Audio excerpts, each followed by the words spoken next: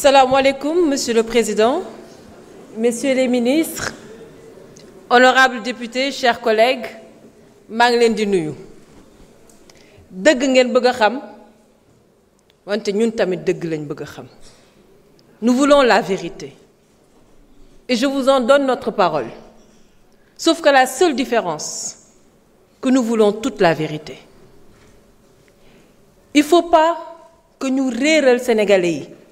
Parce que ñoo yore seen baat ay divergence am na manque d'incompréhension bu réel bu sincère am na ci lii nga xamante ne ñu ngi ko bëgg a def mais lu ko waral ñàkk a diisoo ñàkk a waxtaan ak ñàkk a expliquer lu leer lu sénégalais yi mën a nangu moo ko waral parce que nit dina nekk ci dëgg nit dina nekk ci dëgg wax li mu bëgg mais leeralu ko nit ñi opposé wu ci te dafa mel ni loolu dinañu dal ci biir assemblée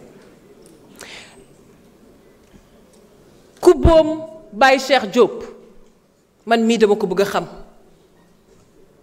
qui a tué Cheikh Koli Moussa Dramé Sadio Camara pourquoi ngeen xalaat ne ñun bëgguñu ko xam qui a torturé Pape Abdoulaye Touré dañ ko bëgg a xam qui a tué le gendarme on veut savoir qui a tué le policier, on veut savoir.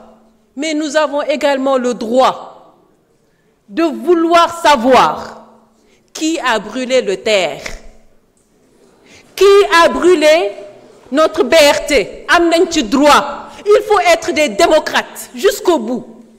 La justice, oui, mais la justice pour tout le monde.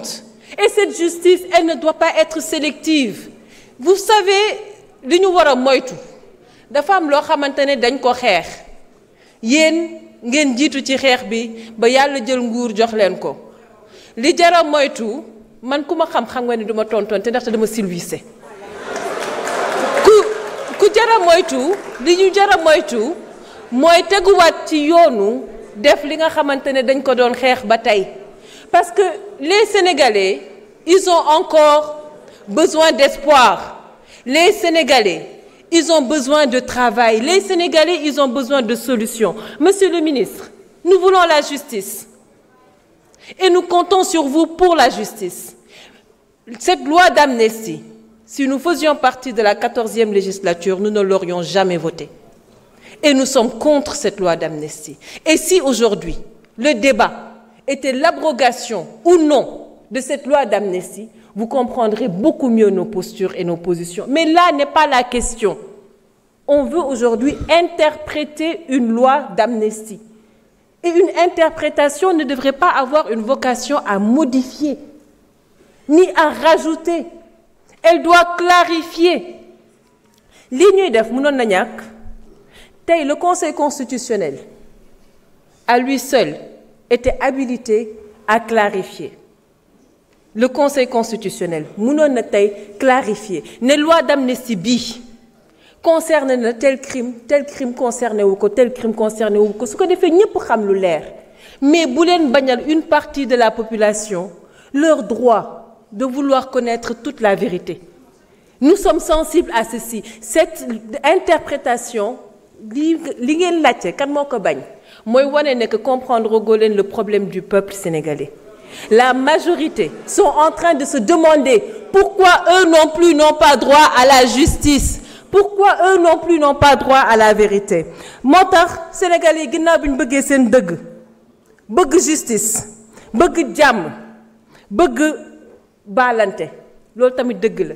Vous savez en Afrique du Sud ils l'ont fait mu tuddoon vérité et réconciliation. Aujourd'hui on vous propose de mettre en place une commission vérité et réconciliation te mu am yoon boo xamante ne foofu lay jaar parce que pour que la vérité soit rétablie il faut que les faits soient clairs, ça va de soi. Il faut que des enquêtes soient menées mais surtout les faits ku nekk xam fi nga féete loolu mooy li ñu bëgg mais surtout les faits. Et ensuite on parle de réconciliation. Et ensuite, on parle de pardon pour ceux qui veulent pardonner. Et enfin, on pourra parler d'indemnisation. Donc, vous faites qu'un tey loolu la askan bi wax, je pense que mën nañ see d'accord. Merci. Merci beaucoup. Honorable Awa Seck. Honorable Mayabé Mbaye se prépare.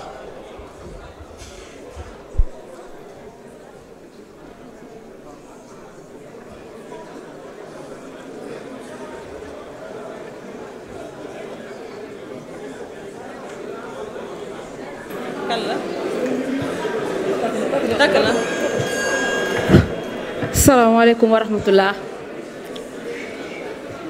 Merci monsieur le président. maa ngi lay nuyu bu baax maa ngi nuyu monsieur le ministre de la justice et des relations avec les institutions mes chers collègues maa ngi leen di beral nuyoo merci notre collègue l'honorable député Amadou Ba yaakaar naa loqati nga lancu